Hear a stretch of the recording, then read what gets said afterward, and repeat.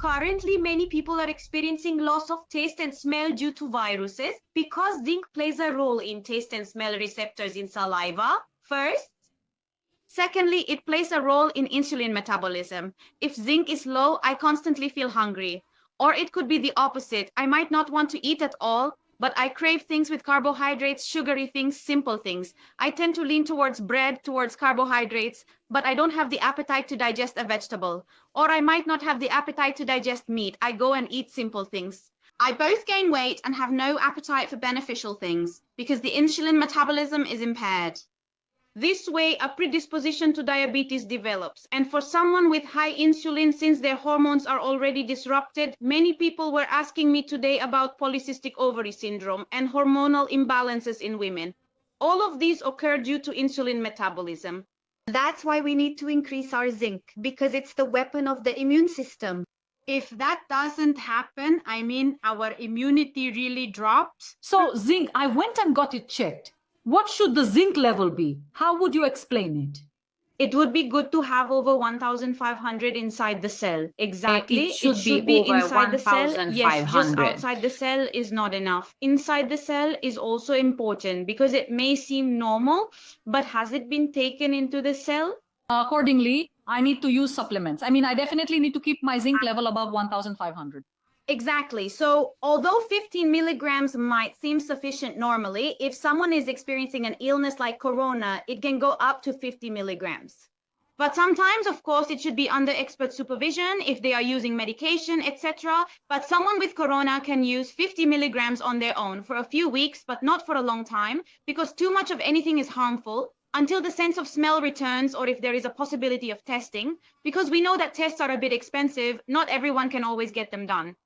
If there is an opportunity to do it and they can check, they can take it. But if they can't continue, it's necessary to stop the supplements at some point if we are using a high dose. Now, but let me say something. I will learn all of these now. For example, if I go to a public hospital and say, doctor, can you check these? They will write it down for me and I can have these tests done. So I don't necessarily have to do it outside. I'm saying this as a formula for people.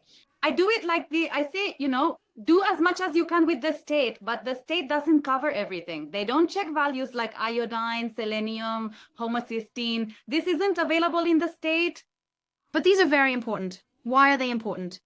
Now, if someone's iodine is low, they are at risk of cancer. Look at these scientific studies. Fibrocystic breasts in women, cysts, breast cancer, uterine cancer.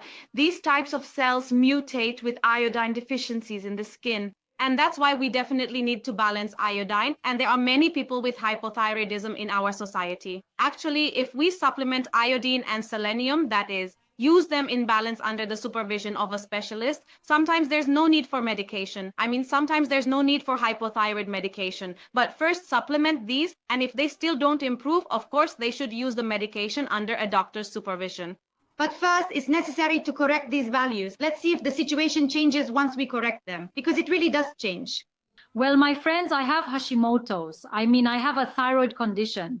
And after just 1 month of using the supplements recommended by Yasemin, my doctor, I've been seeing an endocrinologist for years. During the pregnancy period, it was very important for my values to remain balanced. It's the same for all thyroid patients.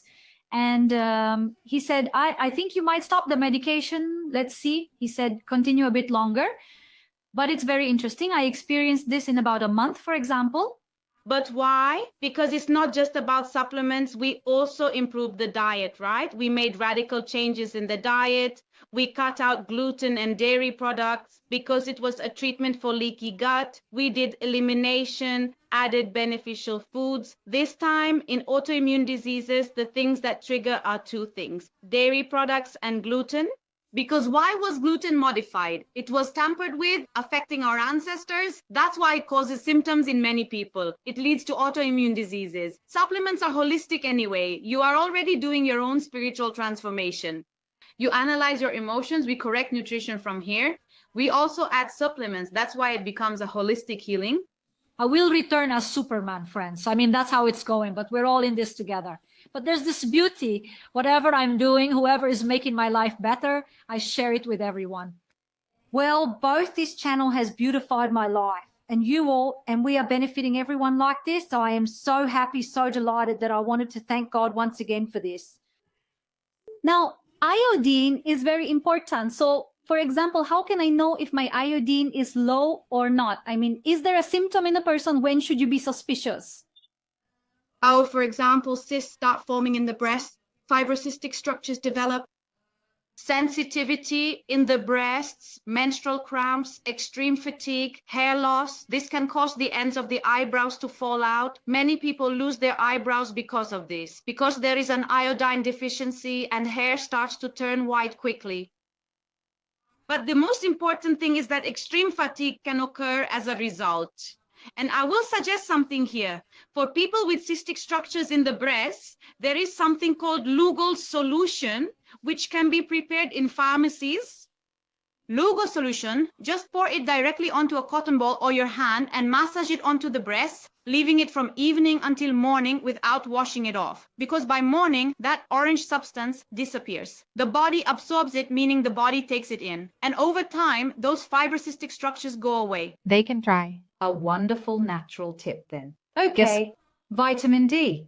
Exactly. Vitamin D, zinc, iodine, and selenium. They must take iodine together with selenium. Now, I do not recommend drinking Lugol's solution if they are not under the supervision of a specialist, because specialists adjust its dosage and a sudden increase can trigger illnesses, because it is a very critical balance. But for example, like I gave you, if it's in very low doses, they can use it daily, like normal iodine.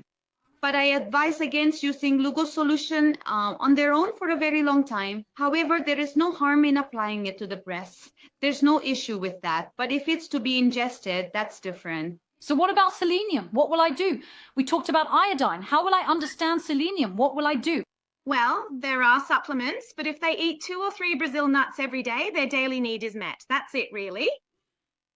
Brazil nut. It's like medicine. Let food be your medicine. Exactly. When they eat 2 or 3 every day, the need is fulfilled. Well, friends, let me confess something. Honestly, I didn't know what Brazil nuts were before Yasemin came into my life. We'll also talk about nutrition if we have time. I mean, there are so many foods that act like medicine. One of them is Brazil nuts for selenium. So is that it? Is there more? Vitamin C, C vitamin. Vitamin C especially increases immune cells. These are what we call white blood cells. In tests, we see WBC. To increase this again, both to protect from corona and other diseases, especially cancer patients, they are receiving chemotherapy. I personally witnessed it. My own friend had cancer, breast cancer. It was stage 3. We were checking the tests after each chemotherapy. These white blood cells were low, and the doctor was saying that we can't give you chemotherapy anymore because your blood cells are extremely low. After that, we were administering vitamin C intravenously. Of course, a doctor was doing this. That is, a test was done and the dosage was adjusted accordingly. His was 12 grams, for example. After doing that, the white blood cells would suddenly spike. The doctor would say, okay, I can do it for you. What did you do for it to increase like this? After every vitamin C, the white blood cells would increase in the test. We observed this ourselves every week. So now I went to my vitamin C. What level should it be and what should I do? You don't need to measure it because the body expels vitamin C daily. Unfortunately, it can't be stored. It can only be stored in very small amounts in females. Apart from that, our body cannot store it. That's why if we eat 5 to 7 servings of vegetables and 2 servings of fruit every day, it's generally sufficient. But if we're sick, if we're going through corona, then we should take at least 3 grams. And if there are more serious problems, intravenous vitamin C applications can be done under a doctor's supervision. Vitamin C is important. By the way, did you mention the value of iodine and selenium? Again, if people want to check when they get tested, let's mention that too. So iodine needs to be at least over 100, but they already provide the normal value for iodine. There's no issue with it. But for example, they don't report B12 correctly.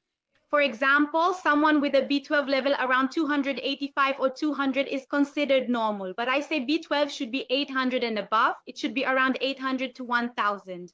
Because the deficiency of B12 causes irritability and depression in many people. So a person feels irritated by everything for no reason and they don't know why.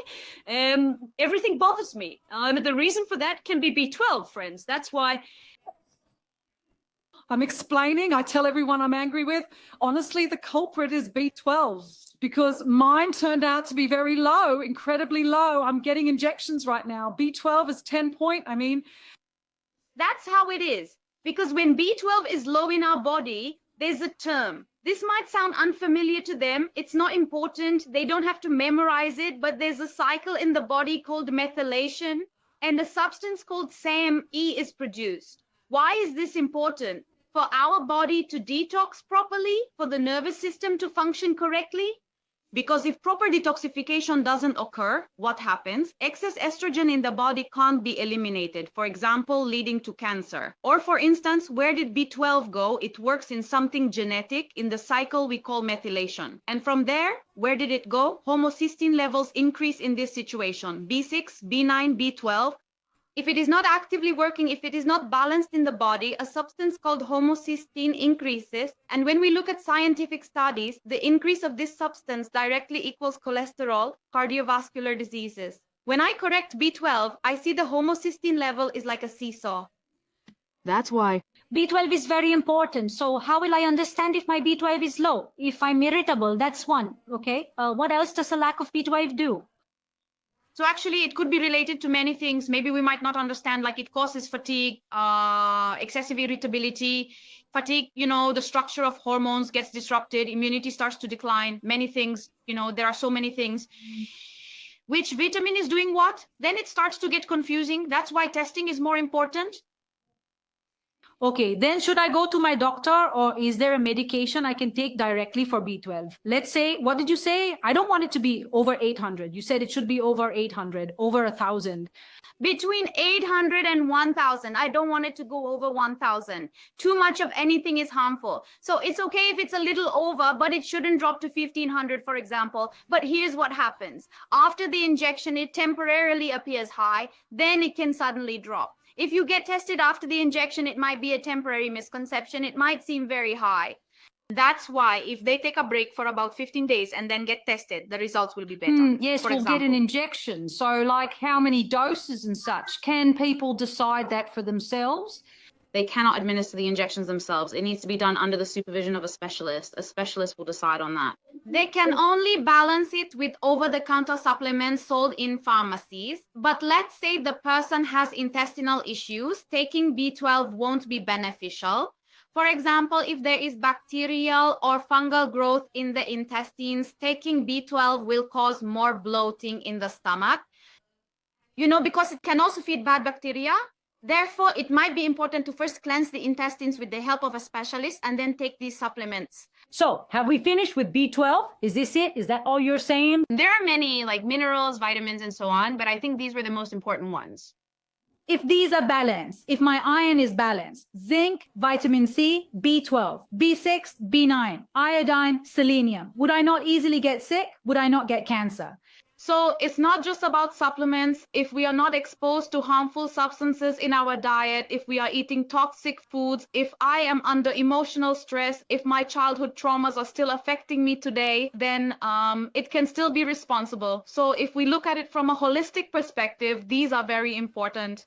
Even the lack of one of these makes us responsible. But our emotions are also important, and the holistic structure in nutrition is important too, because is there an additive? Is there something toxic? Are there heavy metals? That's why detox is important.